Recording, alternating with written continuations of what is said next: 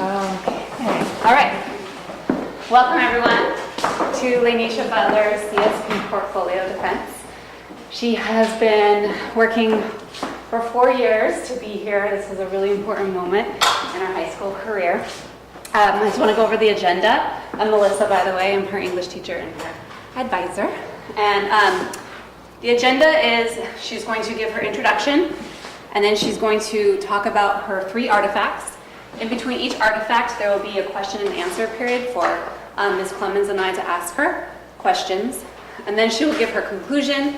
There'll be any final question and answers from the panel. Laneisha will then leave the room, and we will deliberate, and then we'll bring her back in to let her know whether she passed or she'll need to represent. And then there'll be any closing comments. Some audience norms. The first one is to be present. As I said, this is a really big moment in Laneisha's life so far, and so we want you to respect that. And so that means if your cell phone is on or on vibrate, please turn it off, because we can hear vibrations and you don't want to distract her from anything. Make sure that your head is up and you're just giving her that respect. Be united. So we have to be united in the panel's decision and also what Laneisha is saying, so we wouldn't want to interrupt her or try to correct her or raise your hand to try and ask her something in the middle of her discussion. And then be aware. So just be aware of your body language and make sure that you're sitting up, that you're not eating food, you're not talking to a neighbor, because she's up here and she can see you. And this is a big moment for her, and so we don't want to show her that kind of disrespect. If you have to go to the bathroom, hopefully you can wait until the end, but if you really have to go, make sure you don't slam the door, but the door is locked, so you won't be able to come back in. So I really hope that you can stay the whole time. And without further ado, let's welcome Laneisha.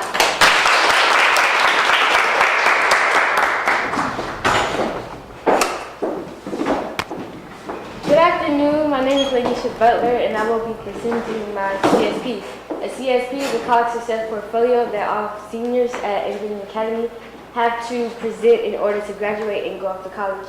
And I will be presenting my philosophy of education, 2 philosophers that support my philosophy of education, and my 3 artifacts. My philosophy of education is a limitless resource that teaches people different means of survival and enhances one's wisdom by providing an ability to think broadly. One should remain open-minded in order to consistently gain intelligence. The first philosopher that supports my philosophy of education is Miles Horton, and while you take a second to read it, I will summarize it. And basically what he's saying is in order to have a successful education, you must care for others and accept their ability to learn. And this supports my philosophy of education because once you continue to be open-minded, you will learn from what you've learned from other people's learning techniques, and then that will change whether you need to change your own ability to think and your own ability to learn, or that will change if you need to kind of make your own learning broadly. My next philosopher of education is Maxine Green, and while I summarize it, you can read it. And her philosophy of education is exploring ideas of your own in the world. And once you learn about those ideas, you must ask questions, because you will always be anxious to learn more about what you're learning. But if you don't ask questions, well, this connects to my philosophy of education, because if you don't ask questions and be open-minded, then you will continue to be in the unknown. There are 3 artifacts I will be presenting, and the first is my federalism paper, which is research. The second is my rhetorical analysis paper, which is analysis. And the second is deviance, which is inquiry. And I will be using research in the future by thinking like a historian in the future in college. And I will be using analysis by thinking critically in order to analyze quotes or passages that I may read for homework in college. And another is inquiry. I will use that in the future because I want to become a pharmacologist, and I must I must make up my own questions, a hypothesis, and go out abroad to study and explore my answers for my questions. My first artifact is my federalism paper, research paper, and it's from AP Government.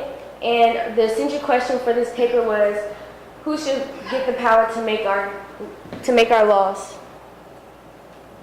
The key term and concepts I have to know in order to complete this paper was the definition of federalism, and that is a system of government constituted by the U.S. and it's split up into three powers, which is the state government, the federal government, and the local government.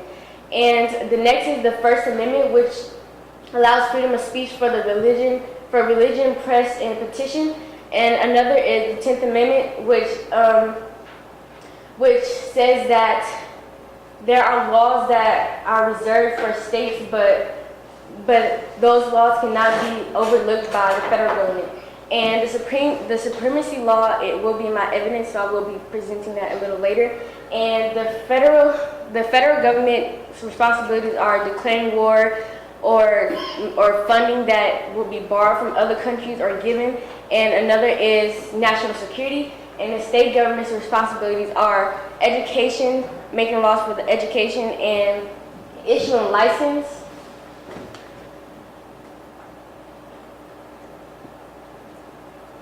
The project for this essay was to type 4 to 6 pages and to make a clear and concise thesis statement to make a claim for my paper, and have clear and concise evidence also to support my thesis. And another is a source page. And the process for this was to choose my topic, which is gay marriage, and I chose gay marriage because I feel that I have more of a connection to gay marriage instead of gun control, which was the other choice. And I feel that gun control, I experience it all the time because I watch the news and see all these people dying every week, but I never see anything about gay marriage on the news. And another is research 5 articles, and this was required because we must have at least 5 sources in our source page. And another is complete parts 1 through 4 because this paper was split up in 4 parts. And another is edit and revise because we had to make drafts, but I did not make an outline. And the last is cite my sources, which is the research that I got my evidence from. My thesis for this paper was federal government should have control over and ratify same-sex marriage because the federal government has more authority, so that the state will then have no choice but to abide. My first evidence is the definition of supremacy clause, and this permits the federal government to have total control over lower levels of government, and this supports my thesis because this proves that the federal government has more power over any other level of government in the U.S., and there's no dictatorship, but it justifies justice for the U.S. My evidence number 2 is, I will summarize it while you read it. In 12 states have ratified, in 2013, 12 states have ratified same-sex marriage. 8 has legalized civil unions, and 30 have not made a decision on either. And this supports my thesis because there's too much conflict within the U.S., and I feel that the U.S. should be equal, like the Constitution says.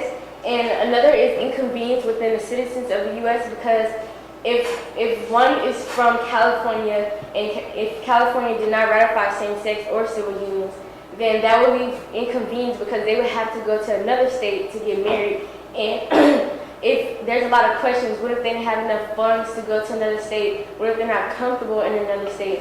And it's just I feel that it should be all equal within the U.S. and that nobody should be told who and who not to get married because that's a human right. People should be able to marry whoever they want. My strength for this project was finding evidence because since gay marriage is such a global conflict, it was easy for me to find evidence because there was a lot of opinions and facts within it and statistics. And another is deciding who should have control, because it was clear to me that I would want the U.S. to be equal instead of split up into different no, yes on gay marriage. And my weakness for this paper was organization, because I did not make an outline, and I feel that I should have, because, well, our teacher said we didn't have to, but I followed that rule, but I should have, because I'm used to doing outlines for all of my papers, and it makes me more organized. And another was essay writing, and I accidentally wrote this paper as an essay because I'm used to writing essays, and I'm not really used to or advanced on writing research papers. And I will improve these weaknesses by creating an outline next time for my future research papers that I will be writing in college. And another is look up research papers online so I can follow that format. This connects to other disciplines, and those disciplines are future policy classes, because I know I will be taking history classes in college, but I'm not really fond of history. I'm really more fond of math, and so I will have to use this format while writing research papers. And another is world literature, and this is because I learned about the feminists in the world literature and how there are gender roles in society, but the homosexuals are not really treated as like humans, so their gender roles aren't really justified, and they are discriminated against. And a connection to the world is affecting the love lives of others, because I know many people who are homosexuals, and in the future, if gay marriage is not ratified in California, then they will have to go somewhere else, and I know it will be an inconvenience to them because of where we come from poverty. And another is voting, because now that I'm 18, I have the choice to vote, and I know what and what not to vote for now. And the leadership skill I use for this artifact is communicating powerfully, because I use strategies of the information that I received by decision making, and I decided to write that federal government should have control. And another is seek to clarify the roles of federal government and state government, and I provided that in my first slide. And this connects to my philosophy, because the discrimination that the homosexuals face, which is their experience and education in that situation, it will influence them to make a change by protesting or letter writing to like the federal government or any such who will be in control of this law. Questions?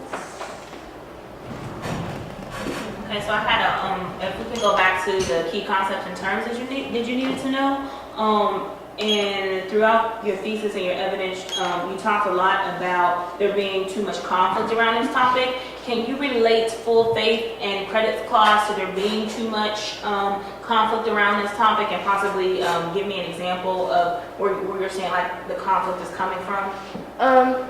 The conflict is coming from the media, because of course they like to report all of the bad things instead of what's actually really going on. But the full faith